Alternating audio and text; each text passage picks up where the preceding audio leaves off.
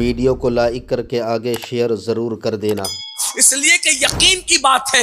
अब जब यकीन की बात है, हुजूर की जबान से जो निकल जाए पत्थर की लकीर से भी ज्यादा मजबूत है। अल्लाह के रसूल की जबान से जो निकल जाए, बल्कि यहां तक उस्ताद कहते हैं अगर वो दिन के वक्त कह दे कि रात है तो उम्मती पर लाजिम है कि वो दिन को रात मानने के लिए तैयार हो जाए, क्योंकि हमारी आंखें खता कर सकती है, मुस्तफा जाने रहमत की जबान कभी खता नहीं कर सकती, क्योंकि वो अपनी मर्जी से नहीं कहते।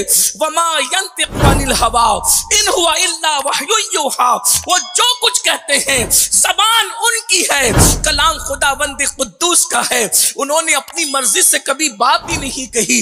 अब बताओ, जब हुजूर अलैहिस्सलाम की बात पर इतना यकीन पैदा हो तो अब वो रसूल सल्लल्लाहु अलैहि वसल्लम अब खुद 1450 साल पहले फरमा रहे हैं, जब यकीन पैदा होगा तब हुजूर की बातें सुनो, आका अलैहिस्सलाम की बातें सुनो। अल्लाह के रसूल सल्लल्लाहु अलैहि वसल्लम फरमाते हैं कि जहन्नम है और जहन्नम के अंदर एक वादी है, उस वादी को वादी गई कहते हैं। ये अल्लाह के रसूल का फरमान है, याद रखना। उन्होंने जो कह दिया वो हो करके रहेगा, उन्होंने जिसके लिए अजाब बयान कर दिया वो हो करके रहेगा। तुम्हारे मुंह से जो निकली वो बात हो के रही। अल्लाह अकबर। अब जब उनका कलेमा पढ़े हो तो उनकी बातों पर यकीन करना भी सीखो। आका फरमाते हैं जहन्नम के अंदर एक वादी है, उस वादी को वादी गई कहते हैं, और उस वादी का हाल ये है, उस वादी के अंदर वादी गई क्या है? एक जंगल है। अल्लाह अकबर। जहन्नम का जंगल है। अल्लाह अकबर। वादी गई क्या है? ये जहन्नम का जंगल है। अल्लाह अकबर। अगर सहराओं में जंगल हो, जमीन के ऊपर जंगल हो, तो जंगल कहते ही उसको है जिसके अंदर अकेला इंसान चले तो उसको वहशत होती है, उसको खौफ होता है, वो बेचैन और बेकरार हो जाता है। अल्लाह अकबर। अंदाजा फरमाए जब जहन्नम का जंगल है तो वो कितना दर्दनाक होगा। और फिर मेरे आका फरमाते हैं वादी गई में एक और वादी है, उस वादी को वादी हबहब कहते हैं। ये वादी हबहब क्या है?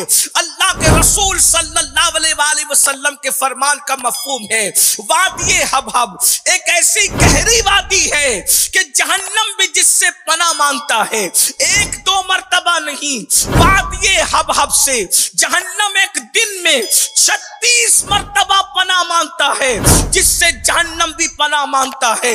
और हदीस पाक में आता है जब जहन्नम की आग सर्द पड़ने लगती है, जब जहन्नम की आग ठंडी पड़ने लगती है, तो उस वक्त तो वादी हबहब को अल्लाह खोलने का हुक्म देता है, और वादी हबहब जब खोला जाता है तो वापस से जहन्नम भड़कने लगता है। फरमाया गया वादी हबहब इतनी गर्म वादी है कि उसमें पहाड़ भी डाले जाएं तो पिघल जाएं, जिसमें पहाड़ भी पिघल जाएं, उसमें बिच्छू बुख्ती ऊंट की तरह मोटे मोटे हैं, और 70 साल की लंबाई के इतने उसके अंदर सांप है।